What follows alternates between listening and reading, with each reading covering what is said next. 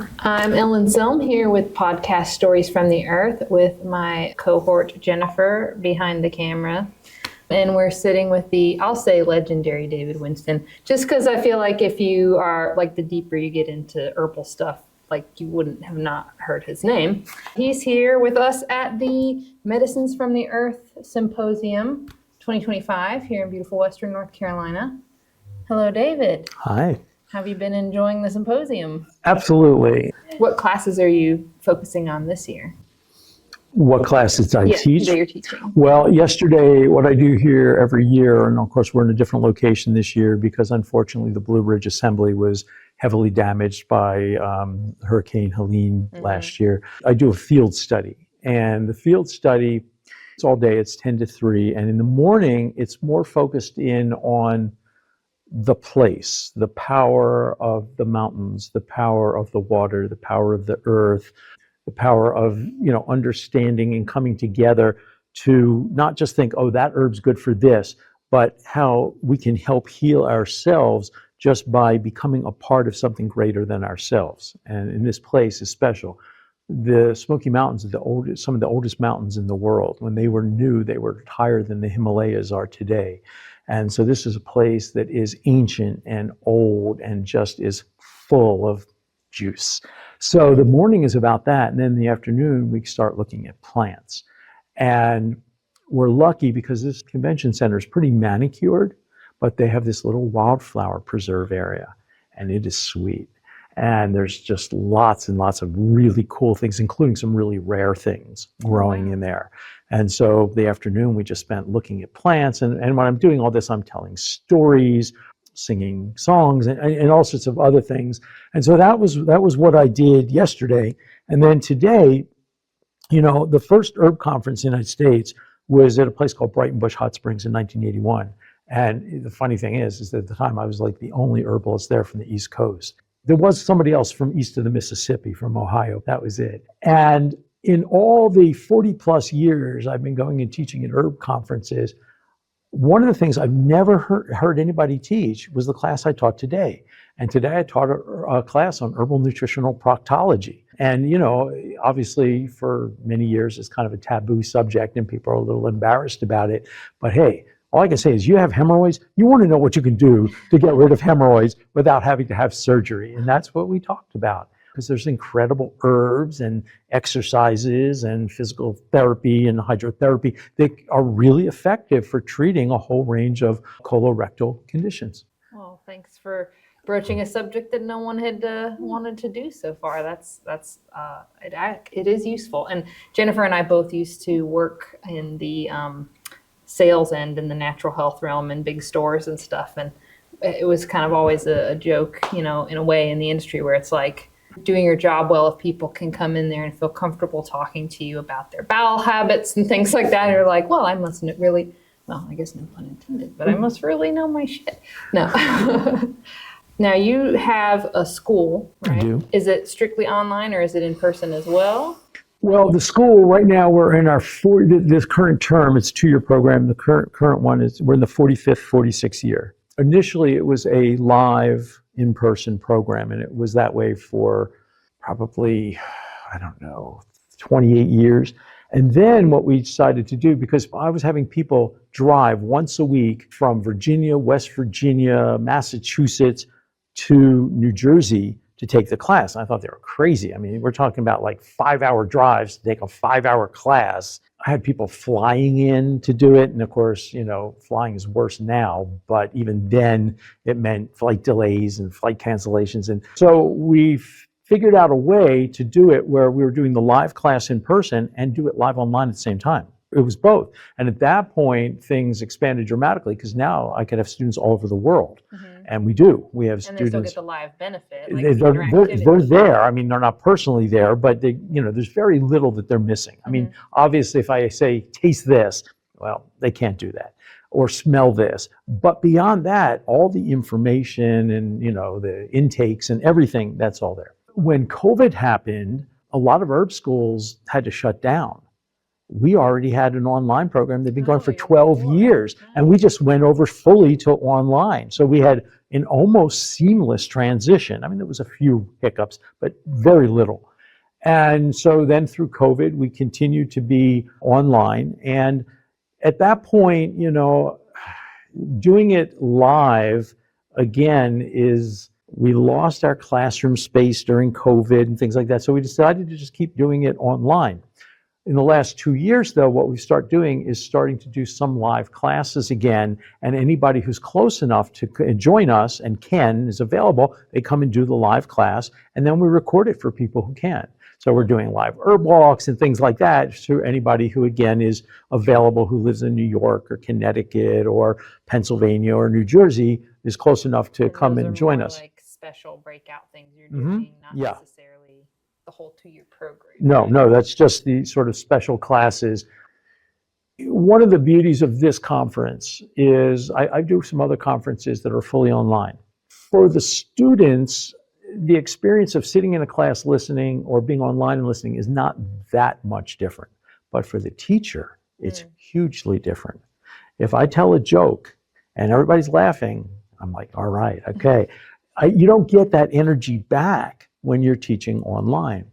And so if I have my option, I would much rather teach in person. I love the opportunity, like right here today, I've already met at least 5 current students who are part of either my 2-year program or my graduate program who I'd never met in person.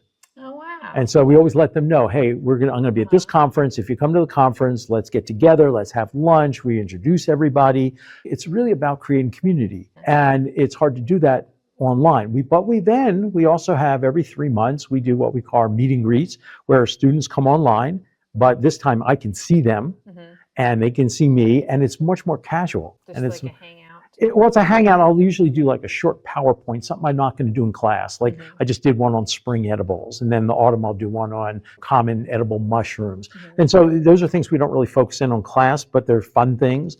And then I'll also do things like the next one, I'm going to do a show and tell.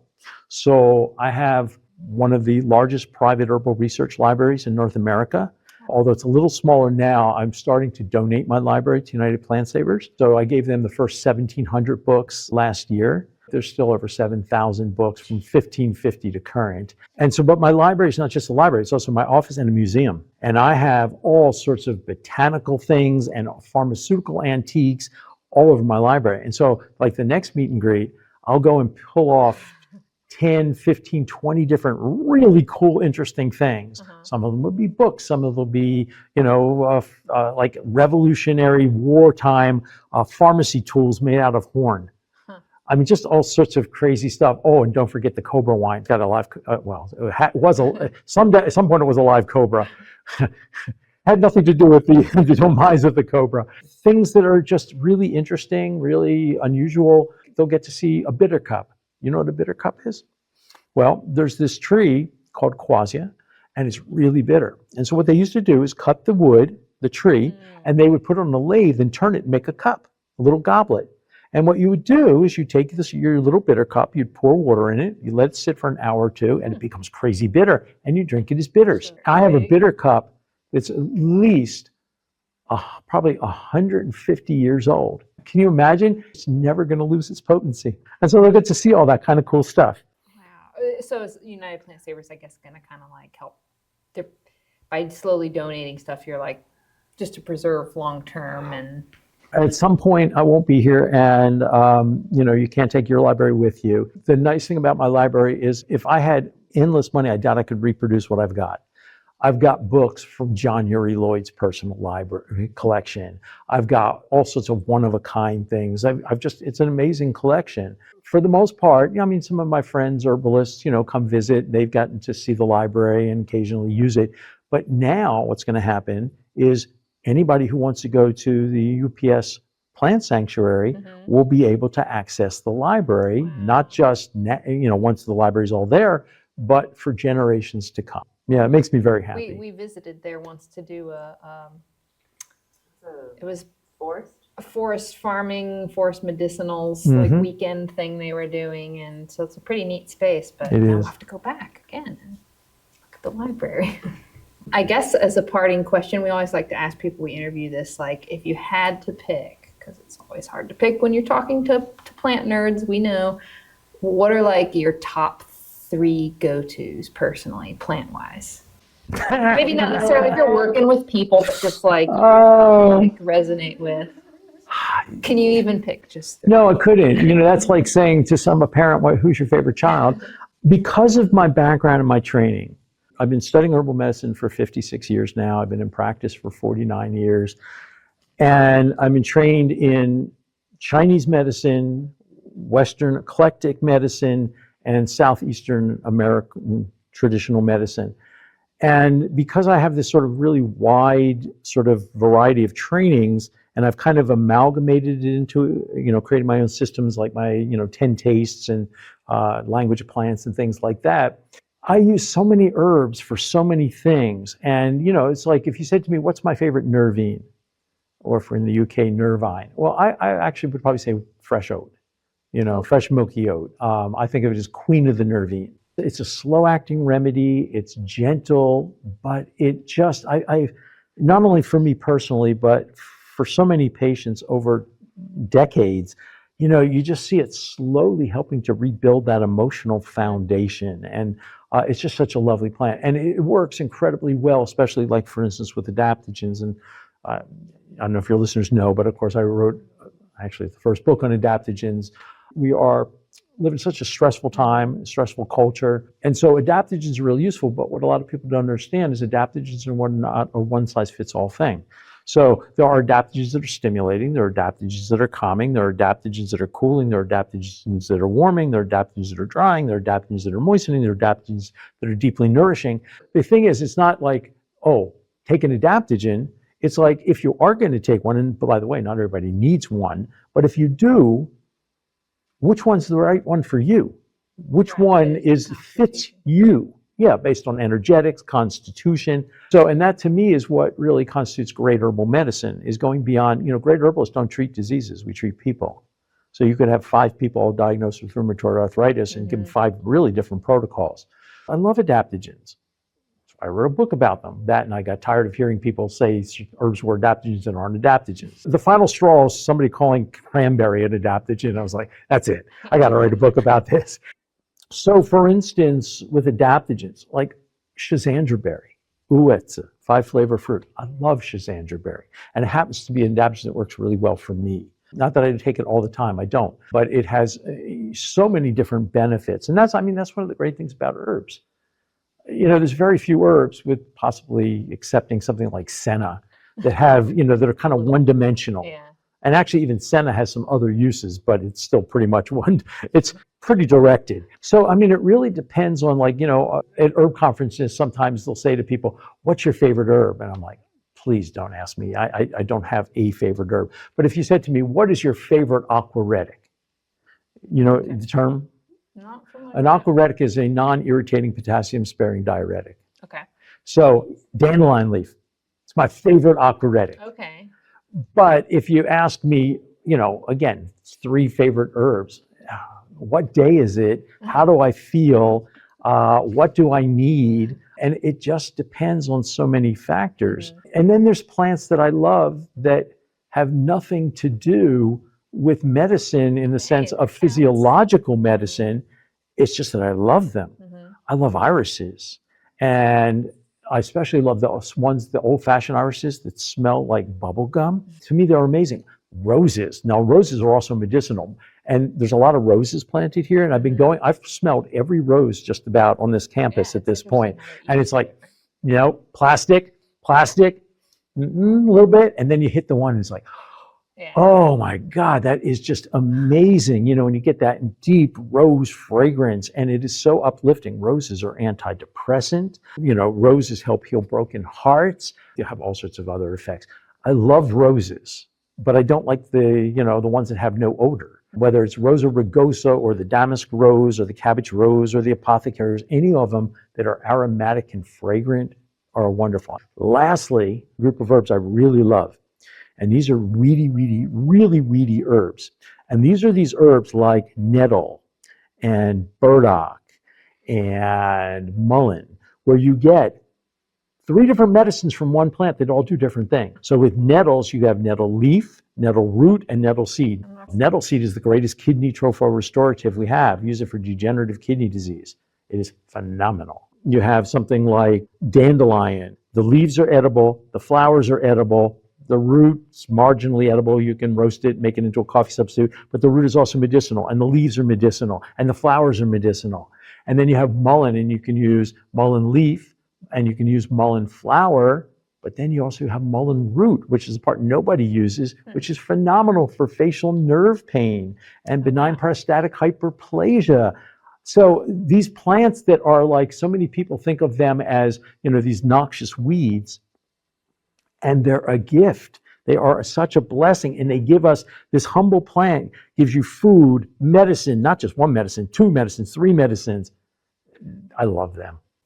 Yeah, and those are probably going to be, ultimately, and probably have historically been a backbone to human survival, just like the importance of like, well, if that can continue to survive just by all odds and no matter what humans are doing, that's probably a pretty good sign. Well, survive us.